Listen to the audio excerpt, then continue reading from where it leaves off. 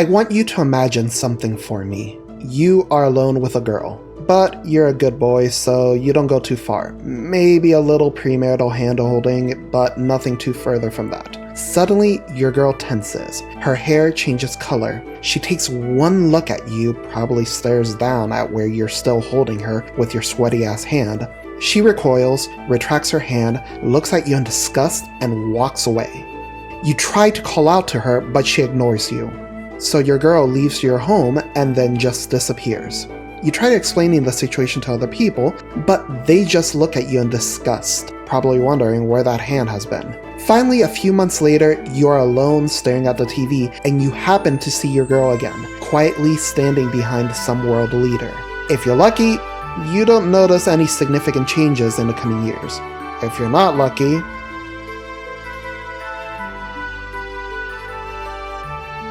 now, what would you do in that situation? Don't answer that, that's a rhetorical question. You'd get filtered. I know this because this woman has been doing this for a long time. Let's take a step back for a moment though. Xenogears is a video game that came out in 1998. Now, all of the Xeno games begin in the same way. Sometime around the year 2000, humans find this golden monolith in Africa called the Zohar. Though the nature of the Zohar changes between the series, in all cases, it's a source of near infinite energy. In Xenogears, humans, being humans, decide to slap the infinite energy battery into a superweapon known as the Deus system. That's right, humanity created a superweapon with its own intelligence, near infinite energy, capable of creating biological life, and named it the Latin word for God. You people deserve everything that is coming to you.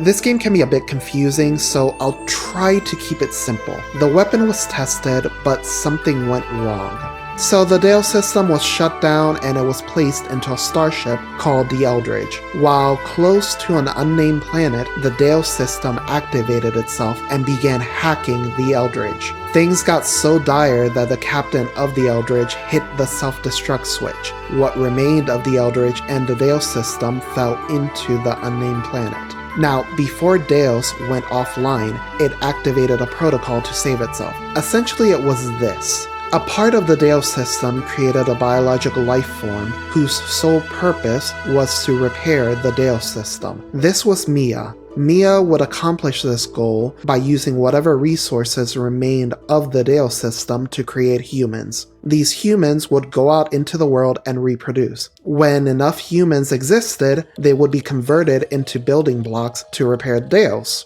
Sometimes humans that were incompatible to become building blocks for Deus would arise in large numbers. So those humans would need to be culled, all to give humans that were actually compatible with Deus a chance to arise. Myyah would spend about 10,000 years working on this little project. There has been at least one case in the history of humanity, or this version of humanity, where Myyah realized that the current crop of humanity had genetic defects, so she would trick whatever genius was in charge of the nukes to drop bombs on everyone. Now, one of the most horrifying aspects of Myyah is this. She doesn't technically have a body of her own.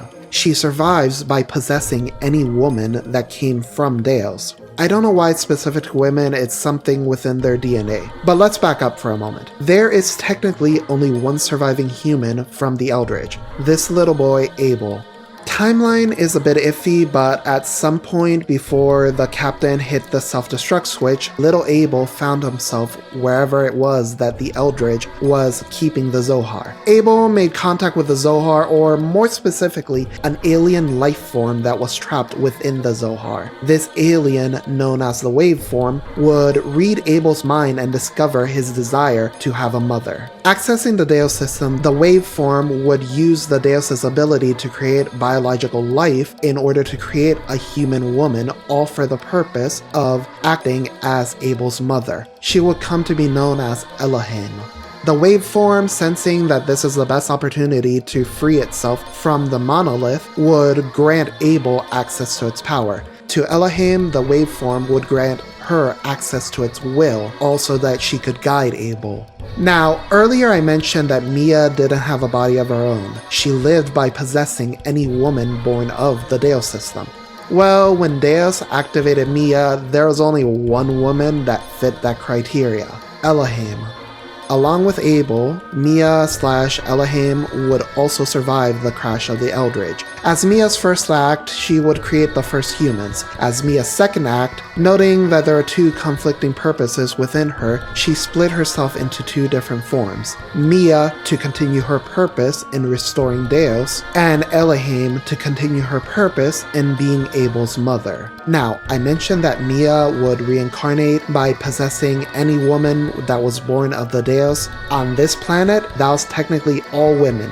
Over the course of 10,000 years, Abel and Elohim would also reincarnate, though they would just be born without access to their previous lives' memories. However, they would both always be born looking the same, and Elohim would somehow always end up with the nickname Eli.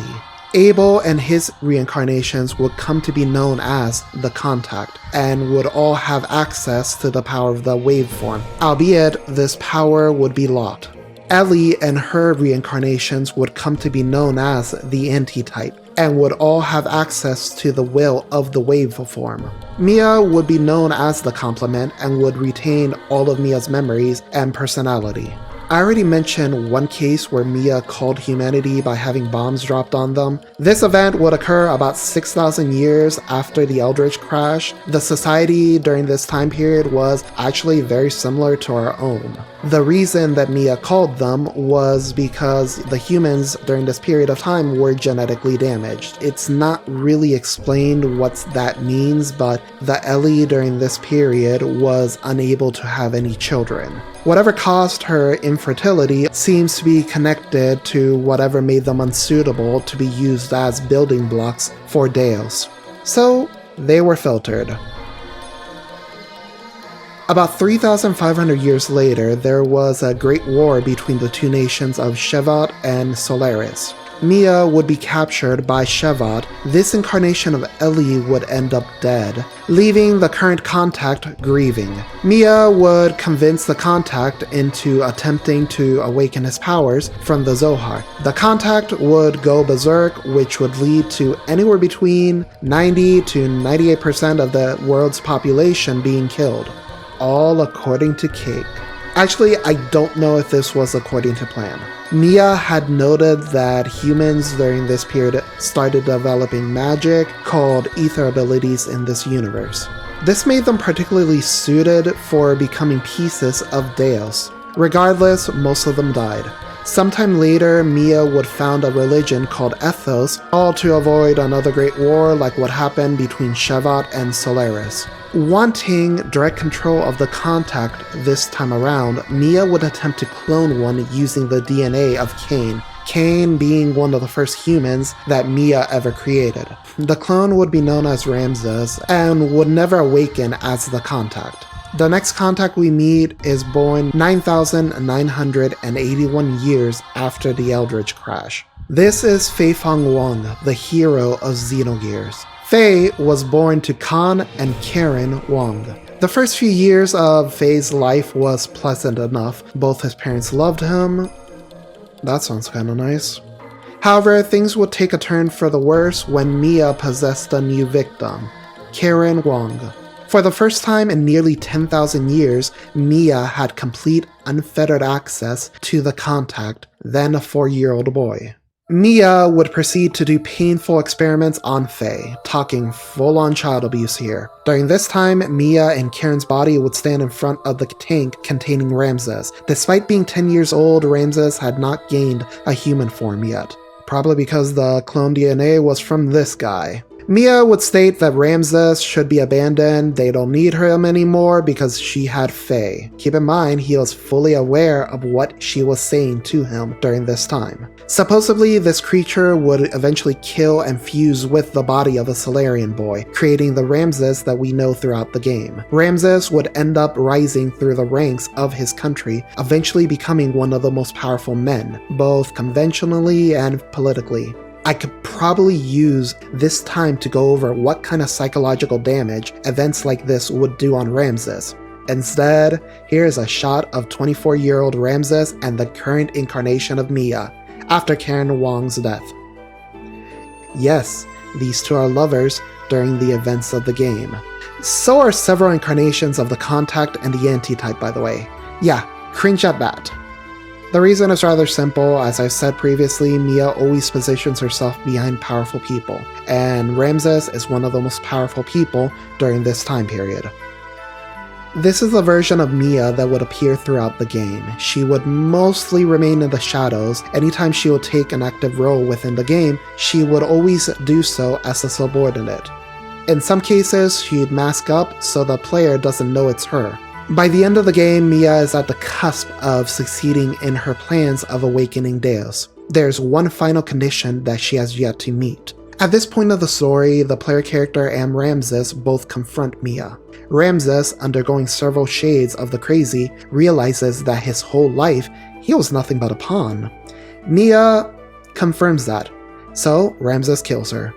So Myyah, once again, possesses a new body, that of the current Anti-type.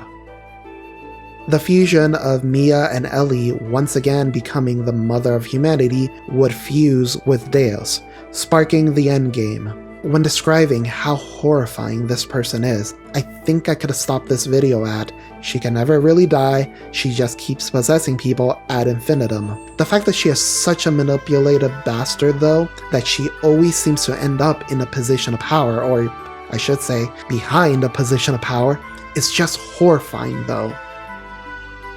Get filtered.